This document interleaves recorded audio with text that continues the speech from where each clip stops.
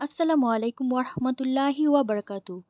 আল্লাহ তালাই নারীদের জন্য সম্মানের জীবন নির্বাচন ও নিশ্চিত করেছেন।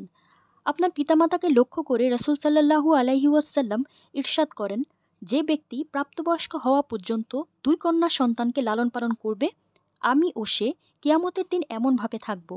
এই বলে রাসূল সাল্লাল্লাহু আলাইহি ওয়াসাল্লাম দুই আঙ্গুলকে একসাথে মিলিয়ে ধরলেন। সহিহ মুসলিম।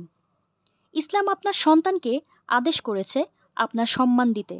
সহিহ বুখারী ও মুসলিমে বর্ণিত হয়েছে, এক ব্যক্তি রাসূলুল্লাহ সাল্লাল্লাহু আলাইহি ওয়াসাল্লামকে জিজ্ঞেস করল, ইয়া রাসূলাল্লাহ, আমার সেবা পাওয়ার সবচেয়ে বেশি হকদার কে?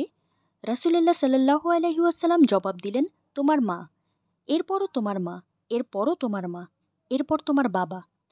স্বামীকে রাসূলুল্লাহ সাল্লাল্লাহু আলাইহি সাল্লাম স্ত্রীর ব্যাপারে নির্দেশ দিয়েছেন এবং যে ব্যক্তি তার স্ত্রীর প্রতি রাগ হয়ে তার প্রতি অসদাচরণ করে তাকে তিনি তিরস্কার করেছেন। সহিহ মুসলিম ও জামে তিরমিজিতে বর্ণিত হয়েছে, বিদায় হজের সময় রাসূল সাল্লাল্লাহু আলাইহি ওয়াসাল্লাম এর সামনে লক্ষাধিক সাহাবাই কেরাম উপস্থিত। সাদা কালো ছোট বড় ধনী গরিব সব ধরনের মানুষ উপস্থিত। রাসূলুল্লাহ সাল্লাল্লাহু আলাইহি ওয়াসাল্লাম সমবেত সাহাবীদের লক্ষ্য করে বললেন, সাবধান, নারীদের প্রতি তোমরা উত্তম আচরণ করো, সাবধান, নারীদের প্রতি তোমরা উত্তম আচরণ করো। সুনানে আবু দাউদ ও হাদিসের অন্যান্য কিতাবে বর্ণিত হয়েছে, একবার একদল মহিলা রাসূলুল্লাহ সাল্লাল্লাহু আলাইহি সাল্লামের বিবিদের সাথে তাওয়াফ করল। এই সময় তারা তাদের স্বামীদের বিরুদ্ধে অভিযোগ করল। পুরুষদের বিরুদ্ধে নারীদের এই অভিযোগ রাসূলুল্লাহ সাল্লাল্লাহু আলাইহি সাল্লামের কানেও পৌঁছল।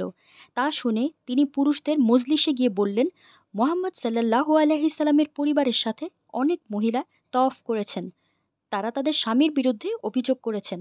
শুনে রাখো, যেসব স্বামীর ব্যাপারে তাদের স্ত্রীদের অভিযোগ রয়েছে তারা তোমাদের মাঝে উত্তম পুরুষ নয়। তিনি আরও বলেন, তোমাদের মধ্যে সর্বোত্তম সেই ব্যক্তি যে তার পরিবারের কাছে ভালো, আর আমি আমার পরিবারের কাছে ভালো। ইবনে মাজাহ তিরমিজি থেকে সহিহ সূত্রে বর্ণিত।